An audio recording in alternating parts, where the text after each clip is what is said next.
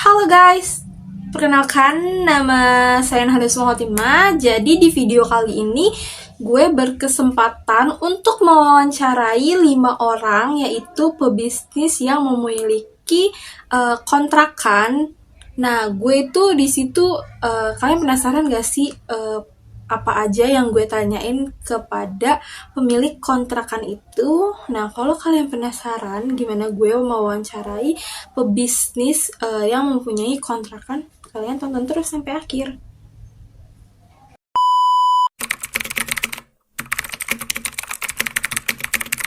Sejak 2014. Sejak tahun 2014 pas kejadian penggusuran tuh, jadi ada pikiran untuk buka usaha kontrakan di tahun 2014 sampai dengan sekarang udah 10 tahun. Oke. Sejak 2004. Berarti udah sekitar 20 tahun. Sejak tahun 2008. Anda mendirikan kontrakan ini Kalau kontrakan mah dari tahun 2004 orang tua ngebangunnya. Karena orang tua meninggal, jadi sekarang turunnya ke tangan anaknya. Dari tahun 2021. Dari 2021 awal tuh udah saya megang. Tapi kalau itu dibangunnya dari tahun 2004. Yang itu doang sampai ke belakang ya? Itu 2 lantai. Ada 10 pintu kurang lebih.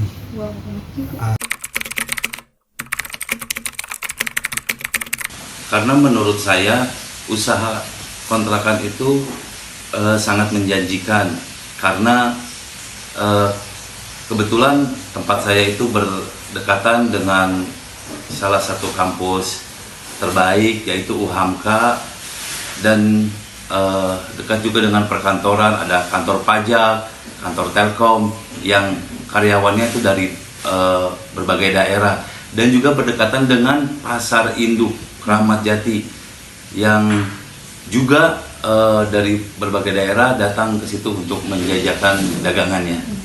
Karena dengan membuka kontrakan, modal yang kita pakai itu dapat kembali dengan secara cepat gitu. Oh, berarti waktunya singkat juga ya? Iya, untuk mendapatkan modal kembali itu, pulang modal kembali itu dengan secara cepat gitu, singkat. Karena kebetulan ada tanah yang tidak terpakai.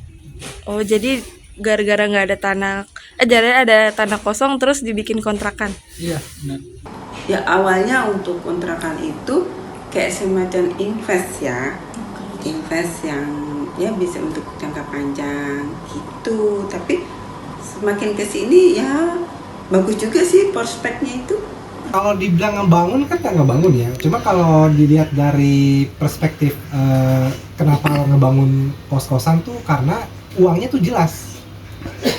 Pendapatan per bulan tuh pasti dapet gitu kan. Cuman kitanya tuh harus nyarinya tuh gimana gitu. Karena kalau ngebangun bukan gue yang ngebangun, tapi kalau dilihat dari perspektif kenapa harus ngebangun kosan tuh karena uangnya tuh jelas. Yang penting gimana kita bisa cari orang buat masuk ke kontrakan itu. Kalau dia masuk, dilihat orangnya juga, cari KTP-nya, dia jelas atau enggak, jangan tiba-tiba dia bawa kabur atau ngelakuin hal-hal aneh di kosan itu gitu. Penghasilan udah jelas gitu, kalau penuh kan uangnya jelas, bayar listrik juga udah dari situ, bayar air dari situ, semuanya. Keuntungannya juga bisa 50% lebih sebulan. Soalnya kan uangnya juga dibagi buat pembangunan lagi, bayar pajak gitu, sama bayar listrik, bayar air. Berarti itu emang peluangnya gede banget ya buat bikin kontrakan. Parah. Terus juga balik modalnya itu juga lumayan cepet kan? Kalau bank murah sebenarnya enggak. Kalau sebenarnya gini, kalau beli tanah dan bangunan kan harusnya, kalau sekarang ya, kemarin aja tuh sempat mau dijual kan 1M. Kalau orang beli 1M, pendapatan per bulan 5 juta, itu bisa kurang lebih 30 tahun kali. Yang mana yang mau dijual? Itu tadi mau dijual sama ayah. Yang di atas? Semua.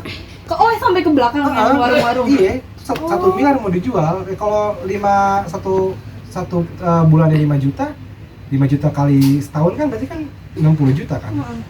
60 juta buat ke 1M berapa tahun? Nggak nutup, iya. Iya. 5 tahun aja nggak Nggak nutup. bisa, iya. Makanya tuh cuman, jadi kita punya duit banyak, beli tanah di bangunan, kalau bisa perbaikin, jadi kos-kosan kan.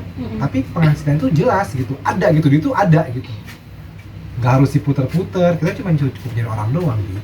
Iya sih, buat promosiin kosannya. Ternyata nggak usah.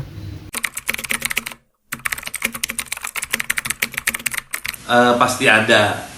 Pertama, ya namanya mahasiswa atau pekerja, kadang-kadang kalau ada sesuatu yang rusak, nggak mau dibetulin, terus tinggal laporan minta diganti yang baru.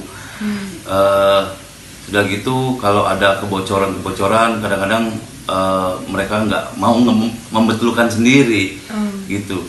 Jadi mereka banyak, ya tantangannya itu aja sih, selebihnya mungkin ya hal-hal kecil lah gitu.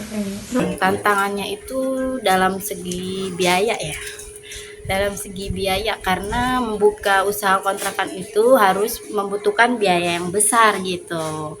Dan tantangan yang kedua, apabila yang kontrak di kita itu tidak mengikuti aturan dalam peraturan di kontrakan gitu. Oh, itu cara ngatasinnya gimana tuh, Bu? Cara mengatasinya ya dengan dibicarakan dengan yang mau kontrak, ini peraturannya di sini begini loh. Dia mau dengan membuat peraturan.